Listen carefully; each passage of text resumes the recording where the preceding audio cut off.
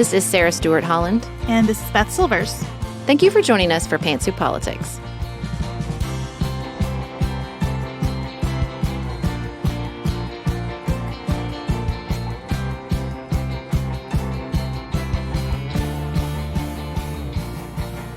Hello, everyone. Welcome to Pantsuit Politics. Thanks for joining us for this Thanksgiving week episode.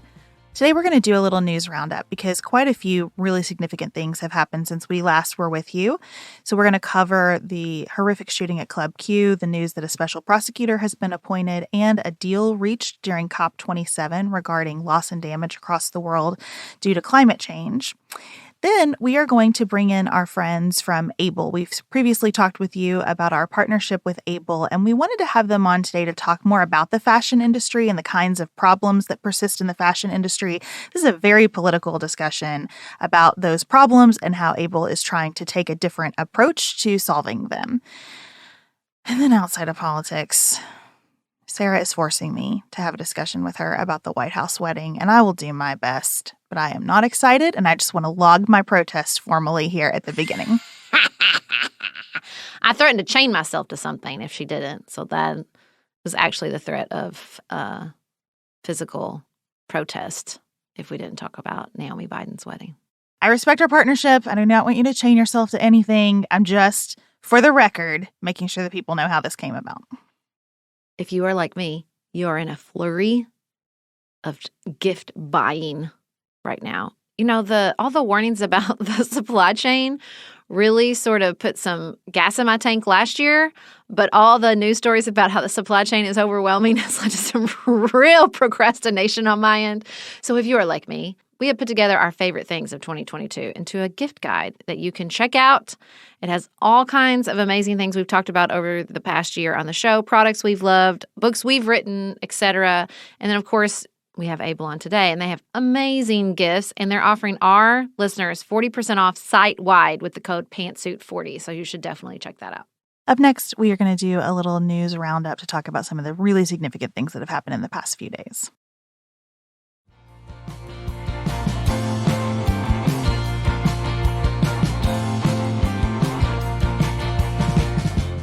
Sarah, it was heartbreaking to hear the news out of Colorado that there's been another mass shooting in Colorado. This time, 5 people were killed, 25 injured at Club Q, which was known as a real safe haven for the queer community in Colorado Springs. Colorado Springs is known to be quite conservative, is the home of Focus on the Family. I heard an interview with a LGBTQ woman on First, and she was saying, I know that Colorado Springs has this reputation, but I've always felt safe and welcome here. And this just breaks my heart because I feel like people are going to make all these assumptions about the gay community and how they're treated here. And that has not been my experience, which I thought was really interesting because especially when a state experiences so many mass shootings as Colorado has, Aurora, Columbine. I mean, you can just name the really famous ones and they fill up almost your entire hand. It's easy to make so many assumptions and to sort of shrink down the experiences of the people there into this one-dimensional narrative. And nobody deserves that, not the people that lost their lives at Club Q or the people who survived.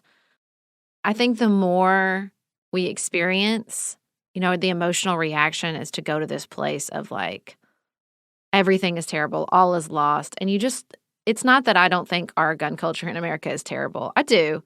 But I think we inevitably shrink the humanity of the people experiencing these shootings when we go to those sort of extreme political reactions.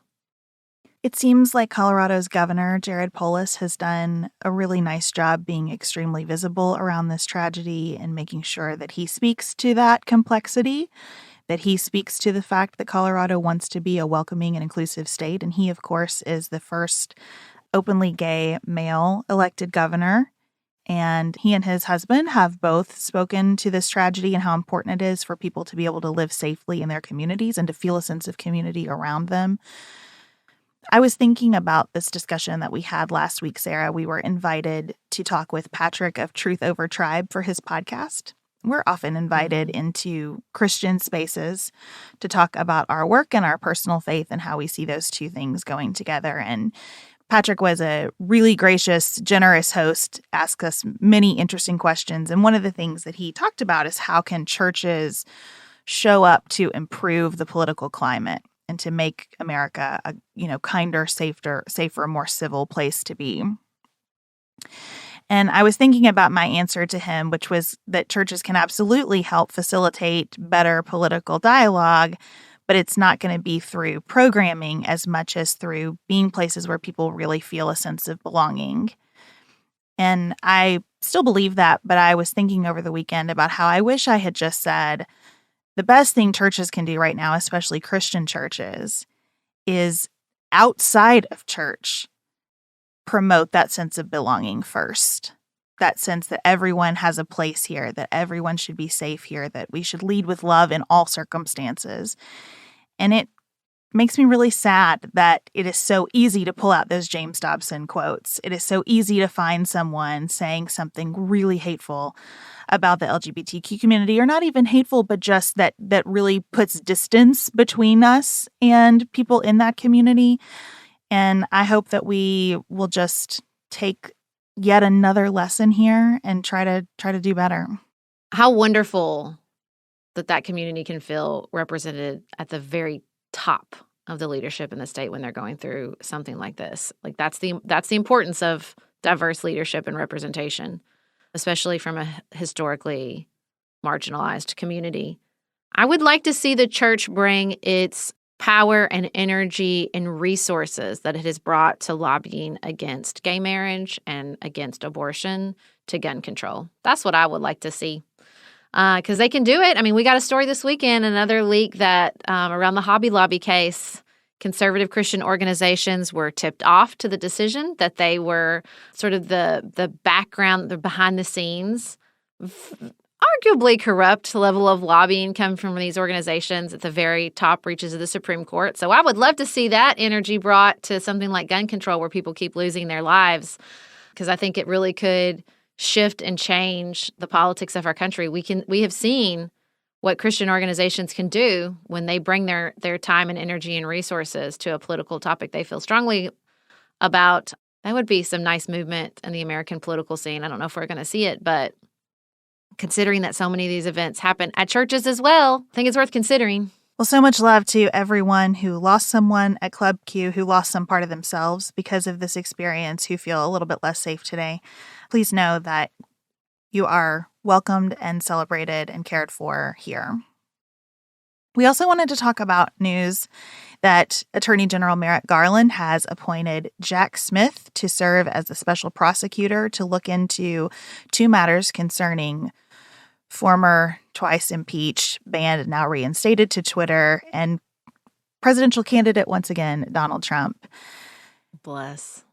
Jack Smith, who just has the most innocuous name I've ever heard.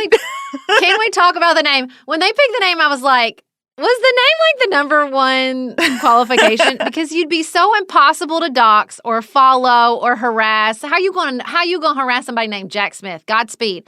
That's like, harassing Linda Brown. Like, good luck finding her. That's the first thing I thought. Yeah, he is perfectly named. He has an excellent resume. He's a registered independent. He really does. There were so many wise considerations in making this choice, but he will be looking into both the classified documents stored at Mar-a-Lago situation as well as Trump's involvement in January 6th. Of course, Trump thinks this is the worst thing that has ever happened, a symbol of truly corrupt government.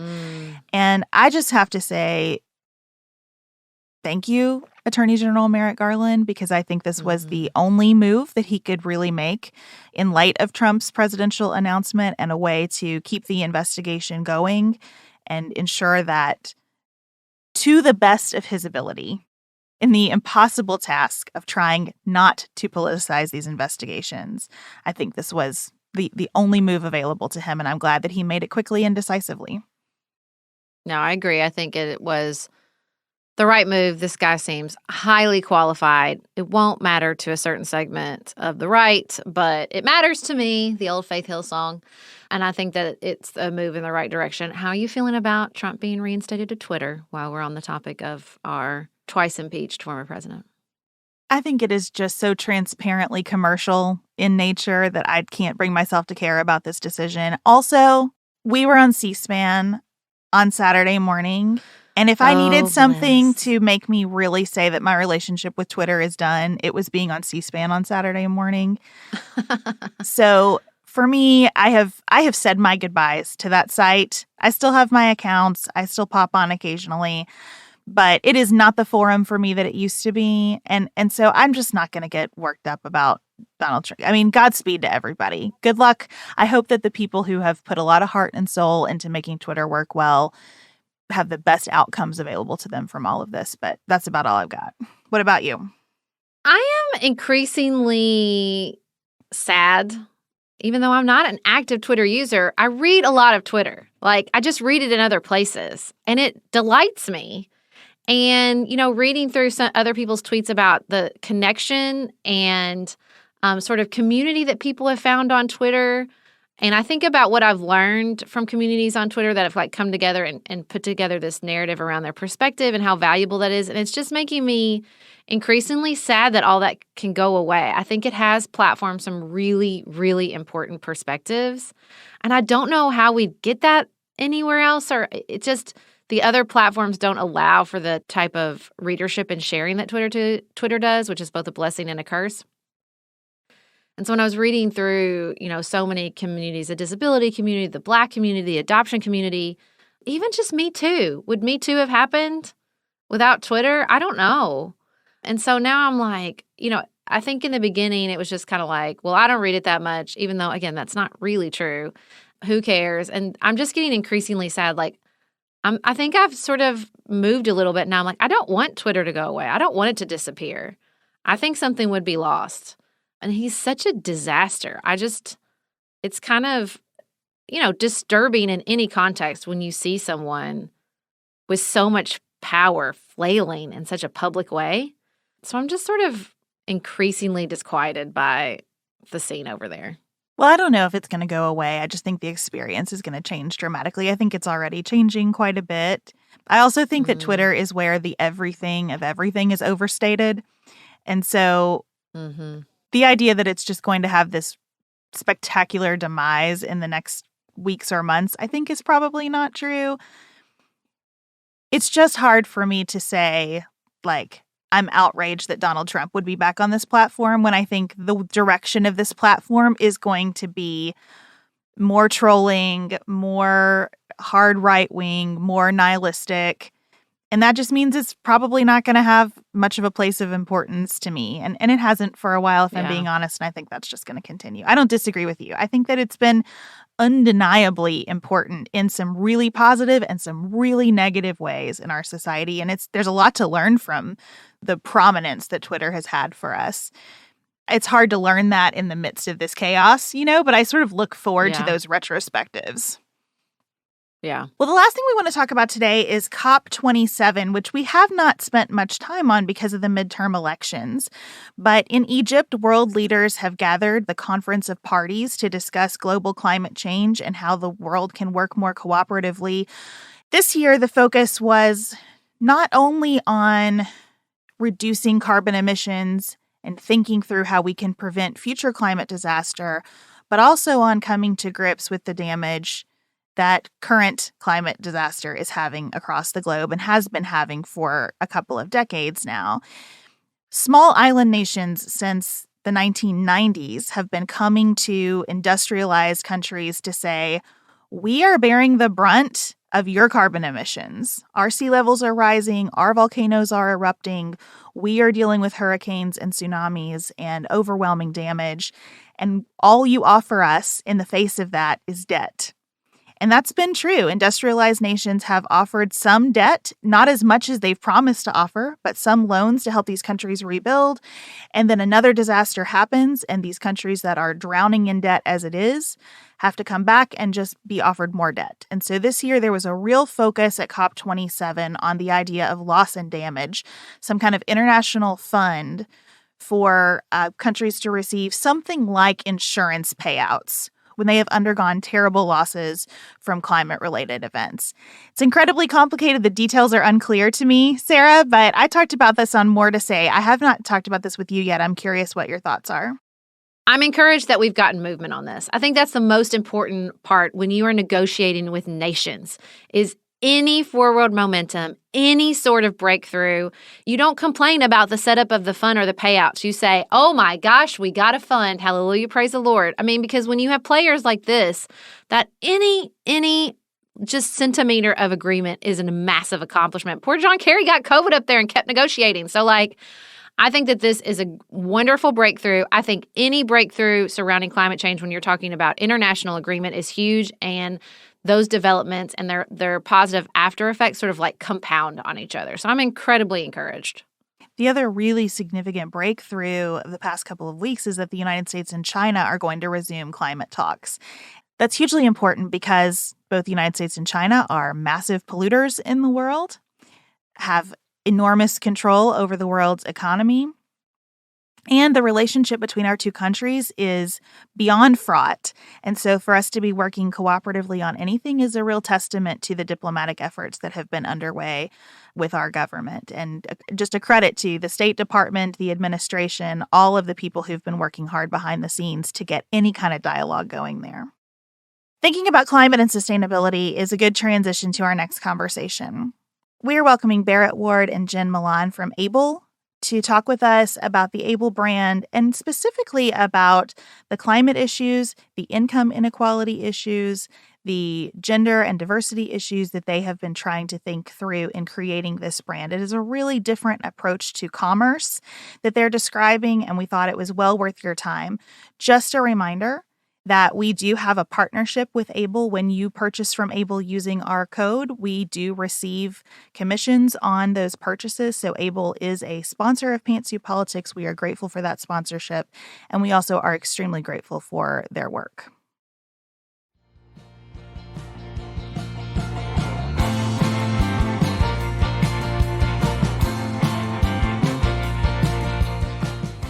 Jen and Barrett, we are so happy that you're here at Pantsuit Politics.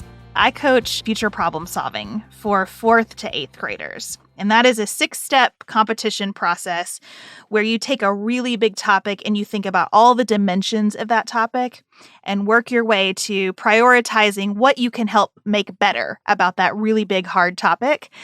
And I was thinking about Able, and you all feel like just the living embodiment of the future problem-solving process to me. I was thinking about fast fashion as this topic where you just seem to be looking at all these dimensions of it and saying, how can we make progress? So will you tell everybody, Barrett, a little bit about how you started and if that metaphor that I just made rings true to you? Oh, what first rang true is, could you come teach that to my 4th through 8th graders and my family, please? Be delighted to. I have 4 daughters that could use that very, very much. What you're saying, it's interesting. I'd love to hear Jen's feedback on that as well. But what you're saying does ring true. But it's also something that we kind of got into accidentally at first. So I was living in Ethiopia with my wife, and what we ran across for the first time that I'd never seen so up close and personal is the commercial sex industry, or forced sex slavery, or prostitution.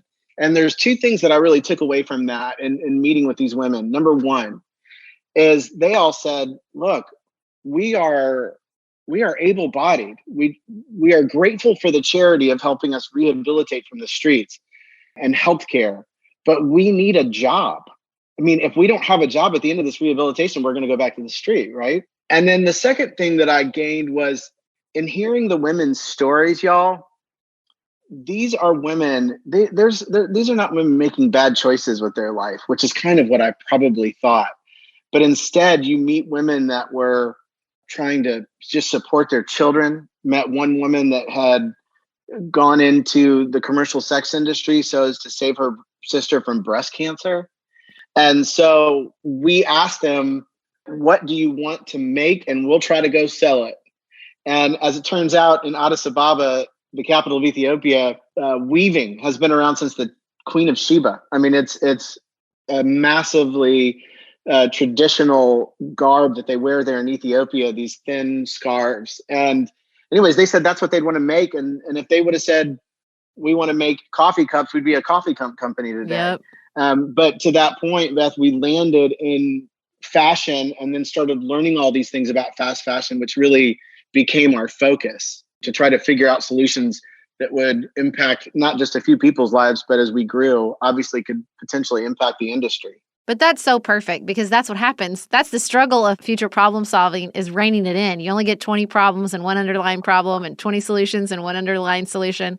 And so how appropriate that in trying to pay attention to one small community and their struggle, that you realize like, oh, the tentacles are everywhere. And like you stumble into these other, trying to find a solution. And then you're like, oh, wait, I've now encountered this other problem. And that's what I appreciate, because I think what I saw enable when we were on the ground with y'all in Nashville is that adaptability. Instead of saying, well, that's how it is, and this is how this industry works. Like you have to be adaptable. And it's not like you are still doing that exact thing you started doing. You have branched out. You have followed other solutions. You have this philosophy of, well, we can't just grow to grow. Like the growth has to be in a direction of this sort of attention to the world and the problems of the world. That's right. I appreciate that. That's something we bat back and forth here at Pantsuit Politics. Like there's this sort of business mindset that says grow, grow, grow, grow, grow.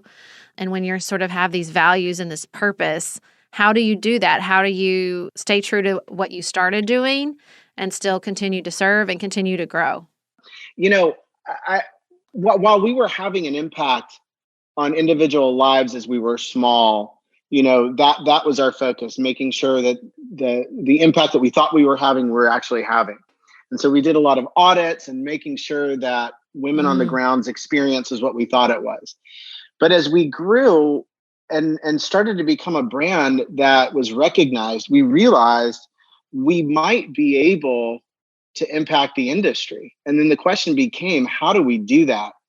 And so, because I think as a general philosophy, 1996, y'all may remember, there was a picture of a boy from Pakistan that came out, and he was sewing a football, and on that football was a Nike swoosh. And then all of a sudden the words child labor became something that everybody knew about. Yeah. And what we saw during that time is consumer demand drove Nike to solutions. Nike first did all their PR spending and said, that's not our fault. We don't own that manufacturing. And consumers said, that's your fault. You got to do something about it. You have leverage here. And all of a sudden, shareholder value started to drop. And guess what? They figured out how to really work on child labor solutions. And so we really believe in, there's the different segments, there's the private and the public sectors, right? And the consumers on this side of that coin are going to be the ones to drive change through these brands more quickly than anything that could happen. I mean, as we see legislation, for example, on minimum wages hasn't changed in however many years, from the $7 range, right? So the things that do drive those things up a lot of the times is consumer demand.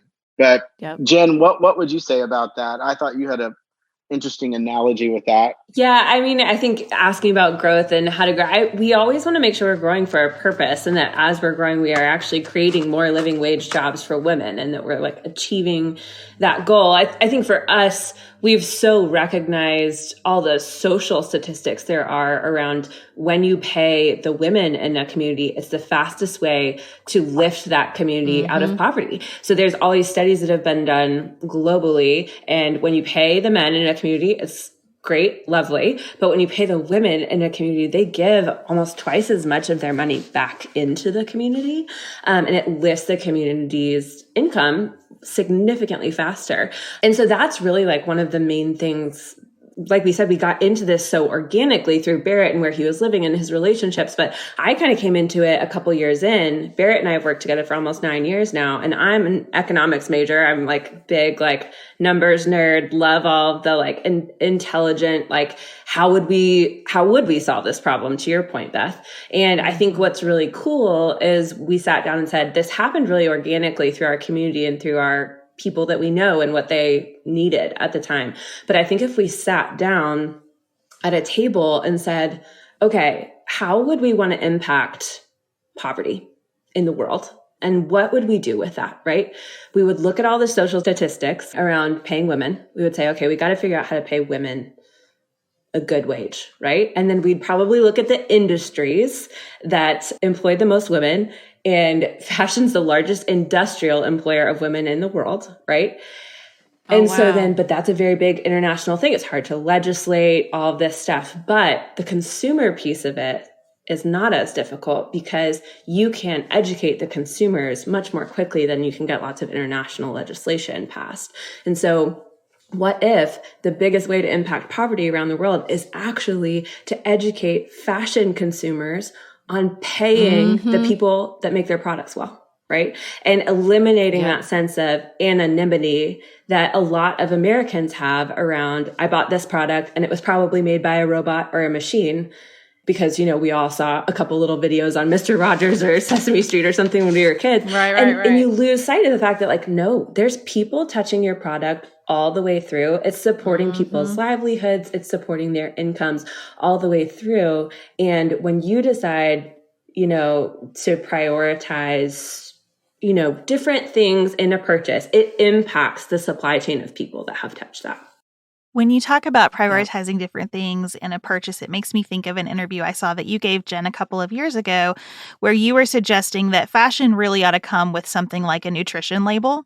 Can you talk a little bit about that idea and what components you all at Able would put into that label that you want consumers to understand about what they're buying?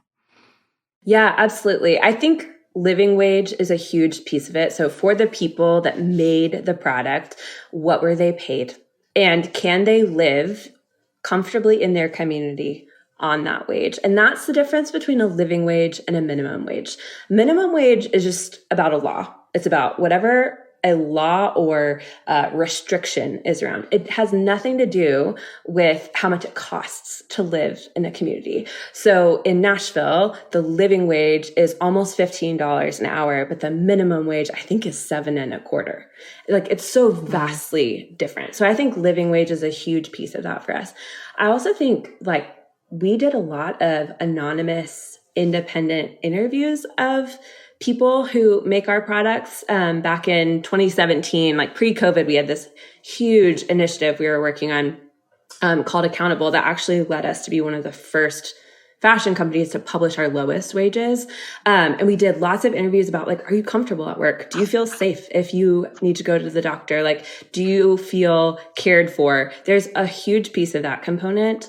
And then I also think the more we've gotten into this, we got into it from the people perspective. We've realized how important the environmental perspective is, because it's impacting the people and the communities that we are working with and trying to partner with. So our kind of 3 tiers right now are really like that social responsibility, the responsibility to our customer, and then the responsibility to the environment too. Well, I think that consumer education component is so interesting because, you know, we have a consumer model. The customer's always right. That consumer demand where it's all coming, you know, sort of what's driving a company's decision-making comes from them. And I think it takes a lot to stand up and say, well, part of the problem that is impacting the people making the clothes is how the people who are buying the clothes feel about the clothes. And I think, I even think about your item swapping process. Like, that wouldn't even occur. That's not something I'm demanding. I wouldn't have even known to demand it. I wouldn't have even known to ask, like, hey, my body changed and I paid a lot for this. What happens? Like, it blew my mind. And I would love to know the process that, like, gets you to stuff like that. Like, how can we change the consumer's relationship with these products? I think a lot of times the hesitation around doing more ethical fashion is that it's expensive, frankly, oftentimes. And I feel like we're very fairly priced, but I also know, like, you can go on Amazon and get a version of what we offer for a fraction of the price. And so it's about, how do you make that a really worthwhile investment for someone? And one of the things, I have 2 little kids. I have been postpartum for a year. It's kind of like, I want to invest in these beautiful pieces, but I'm just not really sure if they're going to fit me in another year, either direction. And it makes me feel a lot safer to say, yes, I'm going to buy this sweater that's $120. I'm going to buy this dress that's $150 because I know I'm going to be able to wear it in several years because the company is going to honor the commitment I've made to their workers and their values. I think that's pretty fair. If we're asking for y'all to invest in our impact and what we're trying to do, I think it's really fair to us for us to invest in you and what changes will happen with you coming up too. But I think what's so powerful about that is, again, that's like education. That's not just, meeting a demand. It's saying like, you deserve this if it's an investment. This is what an investment means. It doesn't just mean the quality of the fabric. It means the quality of the fabric. It means the quality of the way in which the worker is treated. It means what we see as the lifespan of this item. I mean, that's what's changed. Yes. When we were talking about fast fashion, you talked to my grandmother and she was like, we had 4 shirts and 5 pairs of pants and they lasted for 5 to 8 years. And it's just that churn and how many clothes should we have and how long should they last? Is it just a season? Like that churn is so very different now. And to fight back against that and educate and sort of push back against that momentum is really, really incredible. I joke about the fact that and it's true, that at my grandma's house, the furniture literally never changed in 40 years, and she used the same piece of tinfoil her entire life, I'm pretty sure. And and instead, consumerism, I saw a number, something like has grown 400% in the last 20 years. And the seasonal churn, it really happened with even the H&Ms by launching a new season every week as opposed to every quarter or third of the year. And, it really does take a consumer mindset shift of, so if I buy a $15 t-shirt, number one is, how long is that t-shirt going to last if it's $15? Number two is am I overly investing in trend in my wardrobe? And number three, if I'm getting such a good deal, is the person on the other end of this getting the same, what kind of deal are they getting out of it?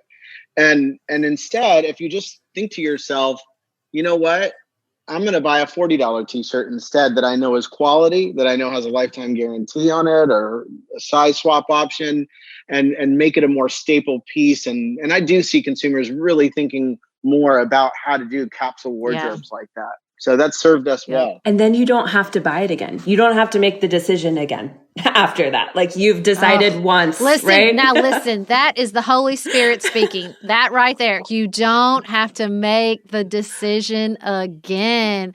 Because I think we think that churn is freedom. It is not. It is its own kind of prison. Because not only do you not have to buy that t-shirt again, you don't have to decide what to do with the $15 one you bought every about 2 months when it's nasty. Like, should I throw it away? Should I turn it into a rack? Should I donate it? Like, it's like a whole level. It's a whole other level of decision making that's eliminated. And that's the whole part of fast fashion that's so dangerous, I think, is it's made clothes disposable. And we can say they're not, right? But it's disposable after 2 or 3 washes or whatever it is before it falls apart.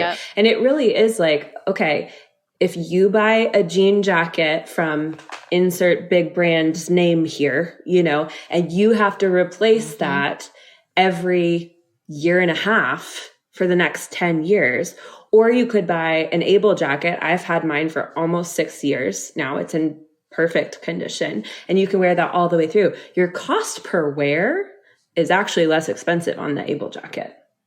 Yep.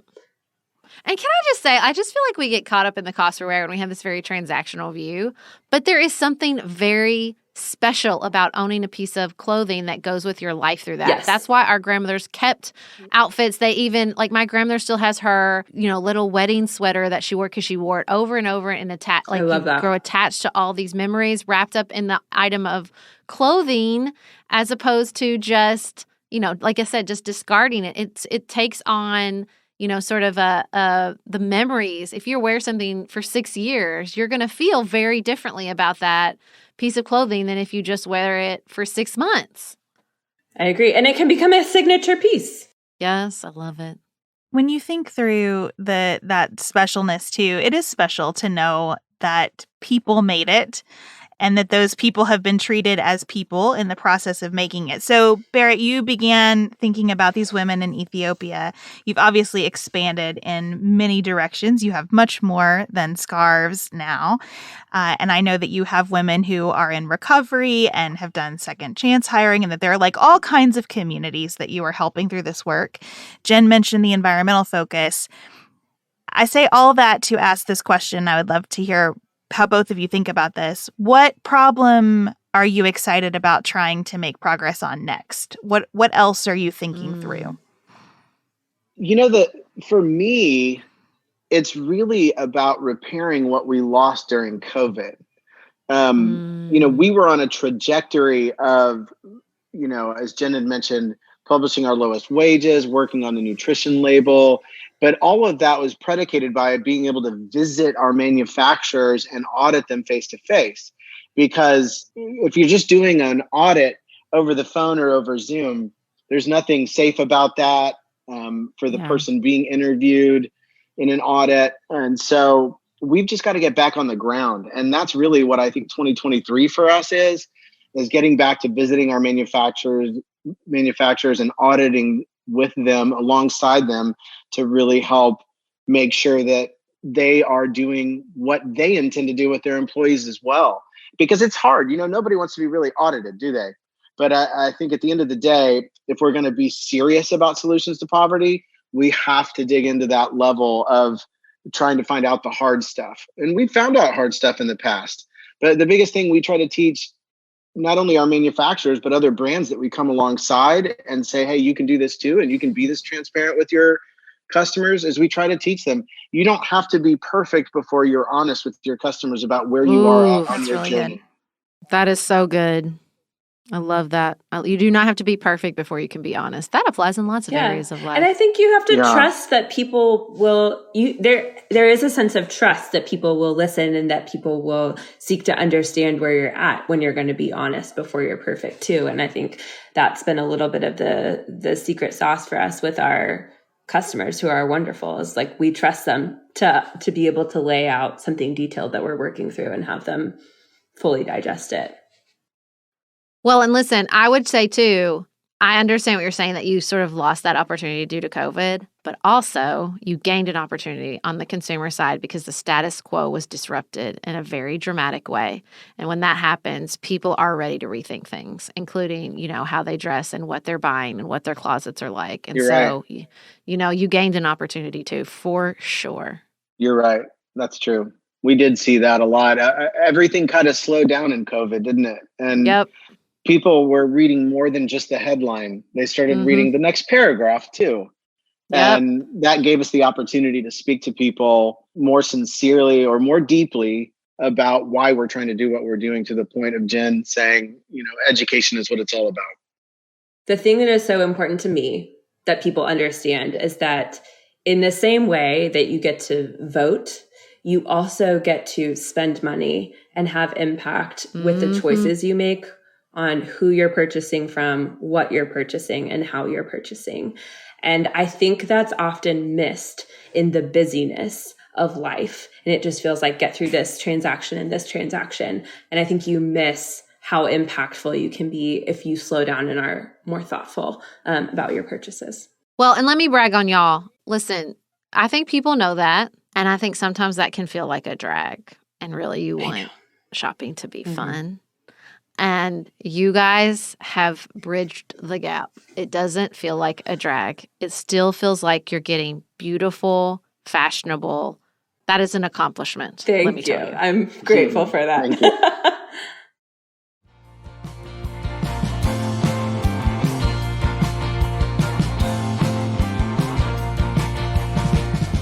All right, outside of politics, Sarah, I'm just going to turn this over to you because you said that you would protest if we did not talk about the White House wedding. I mean, you don't have any feelings at all about it. Just zero. Well, that's not exactly true, but my feelings are not glowing and positive like yours. I think that White House weddings are... What did you not like? No, it's not that I don't like it. I'm happy for them. I thought the pictures that I saw were beautiful. I think it is a tricky thing for the country when people are struggling with gas and grocery prices to have the sort of royal feel that a White House wedding creates. I think it's tricky. I think it's fraught. I also just don't have a lot to say. I thought it looked pretty. Like, I'm done. I'm not going to analyze the choices. Well, I think that's why they made the choice to keep it so private. It's not like they were inviting everybody in to see the reception, right? I do appreciate the Washington Post reporters in particular who camped out and got me the details I very much needed. Thank you, sirs and ma'ams. I loved it. I mean, hell, Princess Diana and Prince Charles got married in the middle of like Margaret Thatcher's economic destruction. Sometimes people just need something pretty to look at, and it was beautiful. All those white flowers across the front of the White House, the portico. I thought the White House might have been the prettiest attendee, if I'm being honest. I thought it looked magnificent. I thought the white flowers were, chef's kiss. It's a beautiful building, no doubt. Flowers were lovely. And I thought her dress was gorgeous. We had a little internal debate in some of my text message threads about whether the solid sleeves or they should have been lace sleeves. And I made the argument that we've seen lace sleeves. We have not seen what she did. I loved it. Ralph Lauren, fantastic choice. I don't know the symbolism between the fact that he wore a brooch instead of a boutonniere, but I liked it. I thought it was really cool. Did you know they were living in the White House? No. Yeah. They're living in the apartment that Melania's parents and Michelle's mother lived in. I don't care. But that's great. Sure. I think it's fascinating. I like it. I said, whatever. She's Hunter's oldest kid, and he has a baby, so let her live there if she wants to. I will say this, Beth. I got some of these additional details from the Washington Post article. I still haven't seen a picture of the second dress. It is the greatest, tragedy of my life that this whole ceremony dress, reception dress trend did not exist when I got married.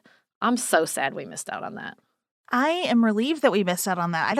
I didn't need my wedding to be more expensive. Here's the thing. I think more dresses. That proms and some weddings and a lot of these events where you get to really make it over the top lovely are kind of wasted on the young. I want some more of this in my life now. Now that I could do the multiple dresses and not think, oh my God, does this mean that we can't pay for the washer and dryer this month? At this time when income-wise it would be better, when I love my friends deeply and they are kind of the people that I'm going to be with for most of my life, I just think we could have some really good parties now and some celebratory rituals now and some lavishness now that we just didn't appreciate. And that was mostly stressful when we were in our 20s and teens. Well, I will say that they did something from my wedding, which I just love it when something gets picked up. 20 years later, they read I Carry Your Heart With Me by E. E. Cummings. Fun fact, Nicholas and I have the opening lines of that poem inscribed inside of our wedding bands. Also, I'm obsessed with her veil. I love a Maria von Trapp veil. I want it to go all the way from the altar, all the way to the back of the church. I love a long veil. And Naomi Biden's veil, I don't think we've actually said their name. It's Naomi Biden and Peter Neal who got married. Naomi Biden, I think their oldest grandchild, got married. That veil. Oh, did you have a long veil? I didn't wear a veil at all.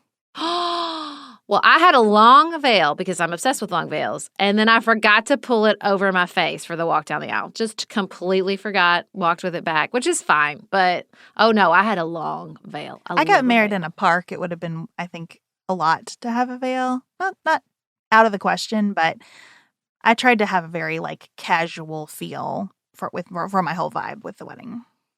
There are also fun little details from the reception. Again, still need that picture of the second dress, but I'll be patient, about how she danced with President Biden. He whispered into her ear the whole time. I thought that was the sweetest. Everybody looked like they were just happy and delighted and enjoying every minute of it. And I like to see that joy across people's faces at a wedding because they can be pretty stressful, especially at the White House and especially since it was 39 degrees outside. But the pictures were stunning. And I think it's nice. I like a public wedding.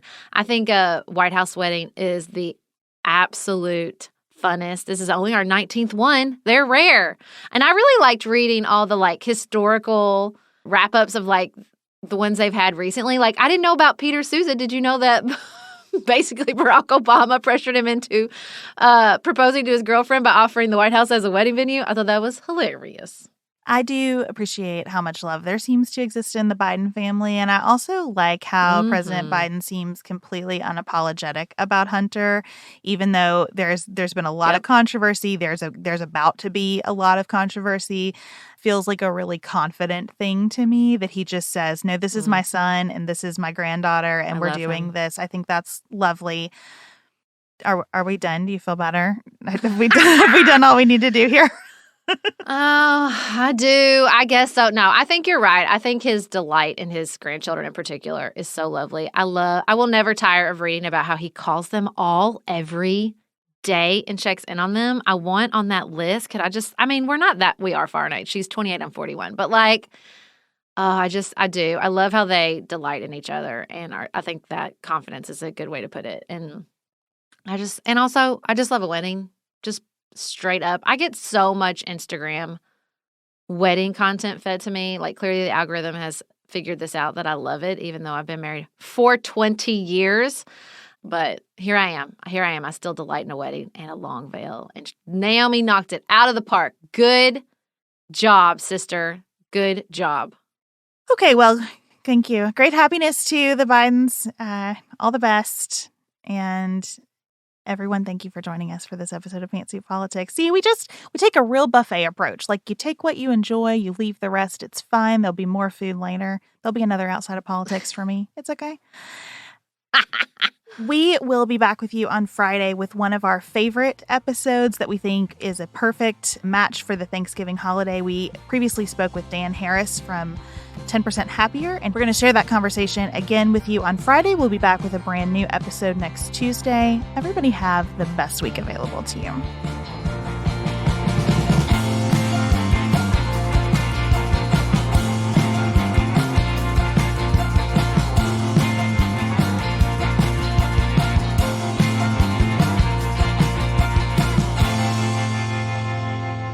Pantsuit Politics is produced by Studio D Podcast Production. Elise Knapp is our managing director. Maggie Penton is our community engagement manager. Dante Lima is the composer and performer of our theme music. Our show is listener supported. Special thanks to our executive producers: Martha Brunitsky, Linda Daniel, Allie Edwards, Janice Elliott, Sarah Greenup, Julie Haller, Helen Handley, Tiffany Hassler, Emily Holiday, Katie Johnson, Katina Zuganellis-Kasling, Barry Kaufman, Molly Kors, Lori Ladow, Lily McClure, Emily Neasley, The Peasants, Tawny Peterson, Tracy Putoff, Sarah Ralph, Jeremy Sequoia, Katie Steigers, Karen True, Annika Uvaline, Nick and Elisa Vallely, Catherine Vollmer, Amy Whited, Jeff Davis, Melinda Johnston, Michelle Wood, Joshua Allen, Morgan McHugh, Nicole Berkless, Paula Bremer, and Tim Miller.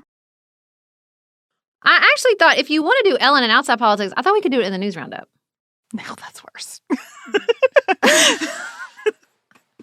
Okay, please put that at the end of the show. It's so much worse.